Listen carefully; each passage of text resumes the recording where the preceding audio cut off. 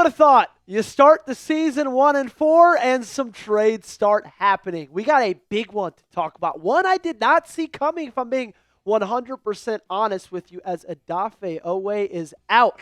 He's on his way west to the Los Angeles Chargers. And in return, the Baltimore Ravens, they bring in a safety, Alohi Gilman, and a 2026 fifth-round pick.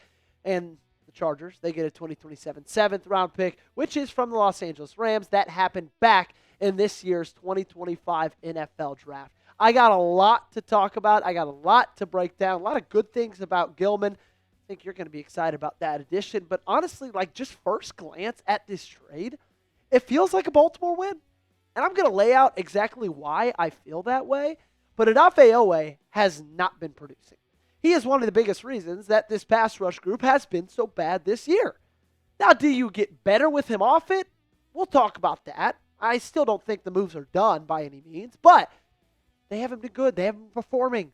This is year 5 for him. He's got to be better, and he wasn't, so he's gone.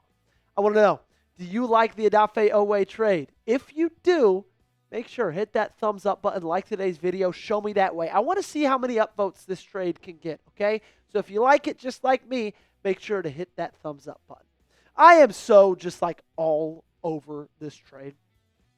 Like I told you just a couple of seconds ago, Odafe Oweh has not been producing the way that you would want him to this season.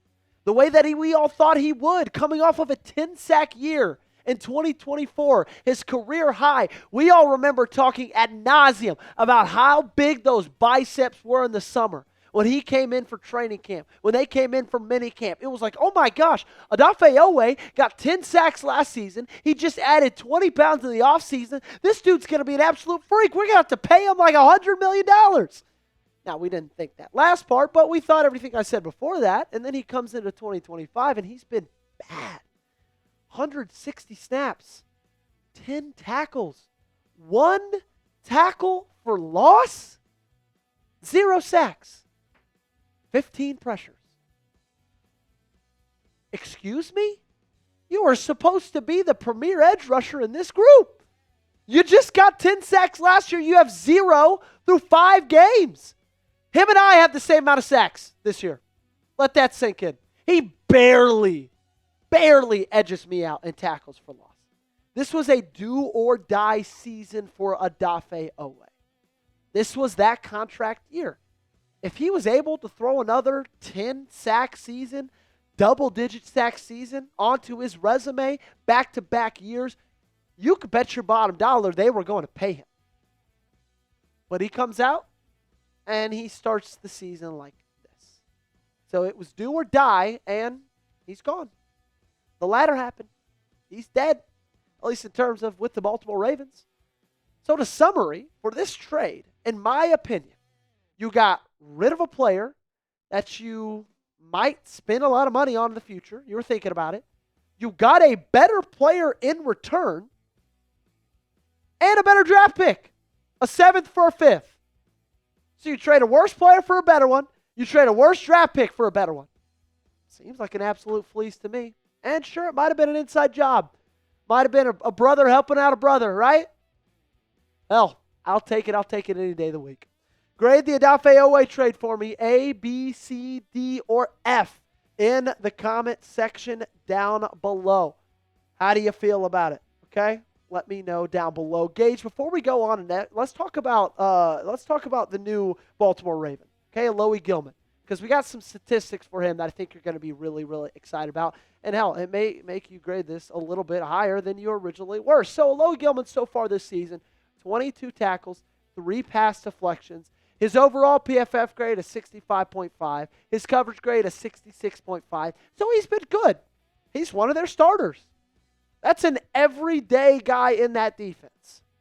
Sure, Odafe Oweh was an everyday guy in this defense, but he wasn't a very good one, was he? I mean, obviously, they have their thoughts on Alohi, but I feel like in the right situation, in the correct safety room, which you just added C.J. Gardner-Johnson earlier today, you got Malachi Starks, you got Kyle Hamilton. There's a lot of talent in that room, okay? And that's my number one thing that this tells me. It feels like the Baltimore Ravens are now embracing a 3-safety book. I've got a feeling that you added C.J. Gardner-Johnson, you added Alohi Gilman, and you have Malachi Starks, you're going to play those guys as 3 high safeties, and I got a feeling that you're going to move Kyle Hamilton up a little bit more towards the line of scrimmage and kind of use him as a jack-of-all-trades type player. Kind of use him as a guy that you can rush the passer with from time to time. Maybe he's going to cover the slot from time to time. You need him a little bit closer to the line of scrimmage in the box so that way he can be a help in run defense, which you have not been good at. But there's a reason you're making all these moves today. There's a reason you signed C.J. Gardner-Johnson earlier. There's a reason you're trading for Alohi Gilman and getting rid of a guy like Odafe Oweh. Because you're trying to embrace something new defensively.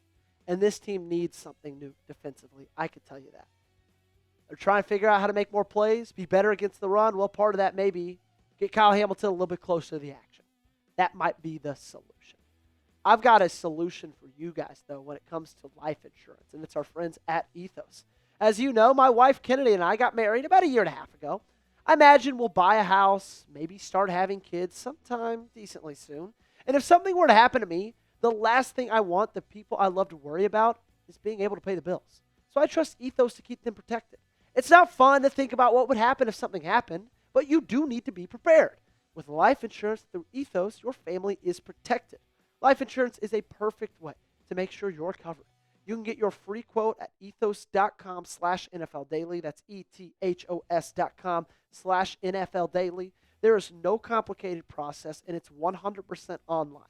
As of March 2025, Business Insider named Ethos the #1 no medical exam instant life insurance provider. All you got to do is just answer a few health questions and get a quote in as little as 10 minutes. 3 million families have completed their applications and trusted Ethos to help them find the right coverage. The cool thing about Ethos is you can get same-day coverage without ever leaving your house. You can get up even to $3 million in coverage. And some policies, you can find them for as low as $2 a day, billed monthly. Need more convincing? Ethos has 4.8 out of 5 stars on Trustpilot with over 2,400 reviews. Protect your family with life insurance from Ethos. Get your free quote at ethos.com/NFL Daily. That's ethos.com/NFL Daily. Application times may vary. Rates may vary. The second thing this tells me is that the Baltimore Ravens were unimpressed with Odafe Oweh. I firmly believe they came into this year saying, we feel like we're going to give you a contract extension. I've got a feeling you drafted Mike Green not to be an Odafe Oweh replacement, but to be a Kyle Van Noy replacement because he's been in the National Football League for 12 seasons. I think if you ask Eric DeCosta's perfect plan was that Mike Green grows into his own, you extend Odafe Oweh, and you've got 2 really young, really talented edge rushers. And Odafe Oweh didn't live up to that. It's not too surprising that they were unimpressed with him because we showed you the statistics earlier. Not a single sack in 5 games, 160 snaps. 1 tackle for loss and 160 snaps. 15 pressures and 160 snaps. Now, they've got to figure out what they're going to do with the pass rushing because it's been a massive problem so far. And although Odafe Oweh hasn't been a plus, I don't know if it's a plus getting rid of him. So that brings me to number 3. Are they selling? That's the other question I think we've got to answer. My initial reaction is no. I don't think so. Because I still think that they believe they can maybe limp into the bye week, 2-4, and then see what they can do after that. See if they can make a run after that. I think the next couple of days will tell us. But if I'm being honest with you guys, and I'm probably going to make a video about this tomorrow, but I feel like a big move might be coming because you saved $8 million in cap space moving on from Odafe Oweh. Feels like something might be in the works, okay? We'll know more for sure by the trade deadline. But at that point, I think we're going to be able to know kind of what the scope of our season looks like in early November. But I would expect from here on until that trade deadline, this is not the last move the Baltimore's going to make. That'll do it for today's show. Make sure you got me followed on Twitter and on Instagram. Make sure you're subscribed to the channel. This news broke. We dropped everything we were doing to make a video. I was in an interview. Not for a different company. I'm not leaving. Don't worry. I was in an interview interviewing somebody for a role on Chat Sports. And I said, look, I'm sorry. I got to go. Odafe Oweh just got traded. I'm dedicated to you guys. I pray that you're dedicated to me as well. If you are, if you love what we're doing here on the channel, make sure to subscribe.